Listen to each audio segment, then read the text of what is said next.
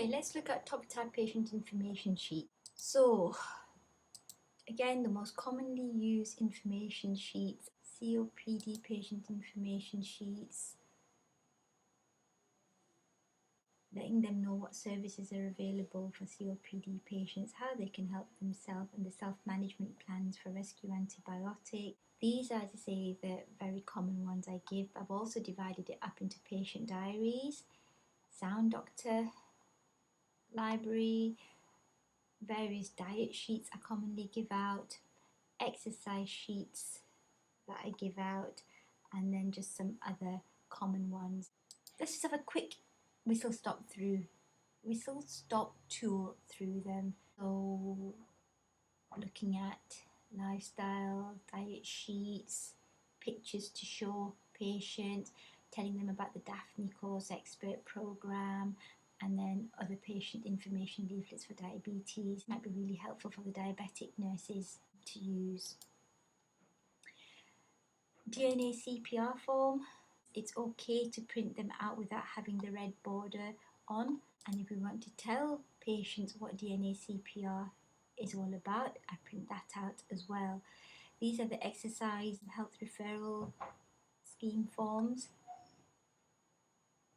And those are the criteria of when we can, inclusion criteria, what we can't refer to them, and how to refer.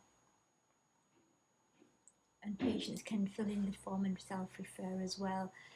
Form for Weight Watchers Slimming World. This is a one I use almost on a daily basis. So it's a home blood pressure monitoring sheet telling a patient how to do home blood pressure recordings, and then got their name details, and then ask them to do this for about a week to 10 days. Self-explanatory, and then I just get the second recordings, find out the average, and scan it into their notes. A prescription pad, mental health access team workshop dates.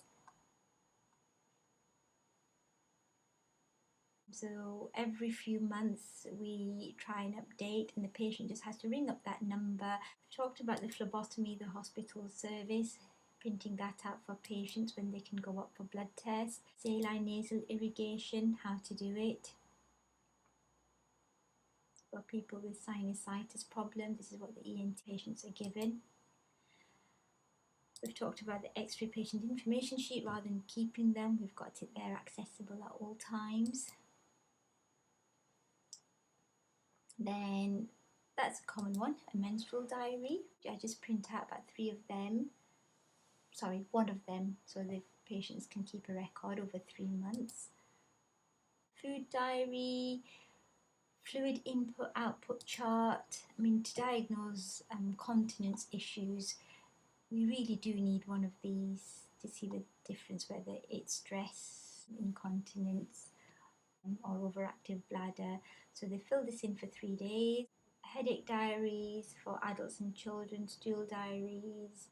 I've already shown you a list of videos that are available. But so we give it to the patient, then they can decide which videos they want to have a look at. Now let's look at the diet ones. So one for gout, cholesterol, weight loss, IBS.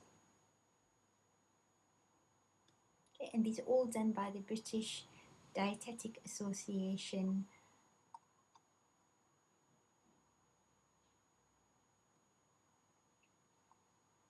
About self-help groups.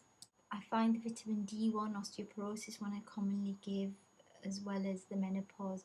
And if we do refer people to the dietitian, then let's just tell them a little bit of information. Exercise sheets, and if I just show you the quality of the sheets, they are from the Arthritis Research UK, and patients really appreciate these. Of course, if problems continue, then they will need physio or MSK assessment. Shoulder, elbow, knee, foot, they're all same quality exercises. The vestibular exercises to regain balance. AKI medicine sick day rule. This is when people can't be referred, they don't meet the criteria for referral. It's nice to be able to give them this form. I know know they're generally quite upset. At least if you've got this to hand this to them, it does sometimes help. Ideally, we should be giving this to patients who we refer for 2-week wait. Right, so those are just some of the most popular information leaflets I use. If you want to look at all the information leaflets there are, then you can go through it through there, or you can print out the condition. If it's going to be in, it'll come up. Or remember this in Anatomy of a Consultation, if you press patient information sheets, and then you can just click on it and you can print. If it's something specific you're looking for, then say dermatology has got quite a few, and you can print it out and give it to the patient.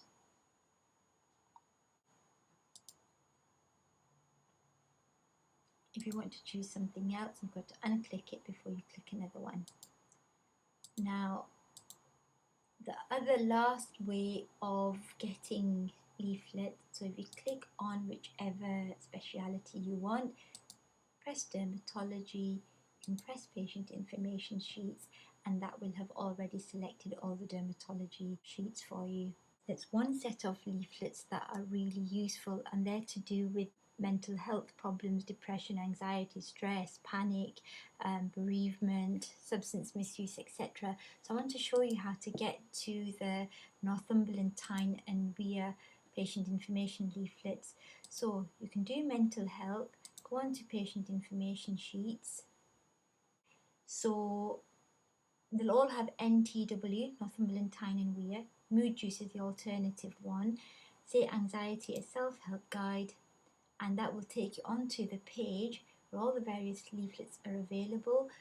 You may just press anxiety, press leaflet, press A4 GP version, and you can get the document printed or get the patient, show them what it looks like.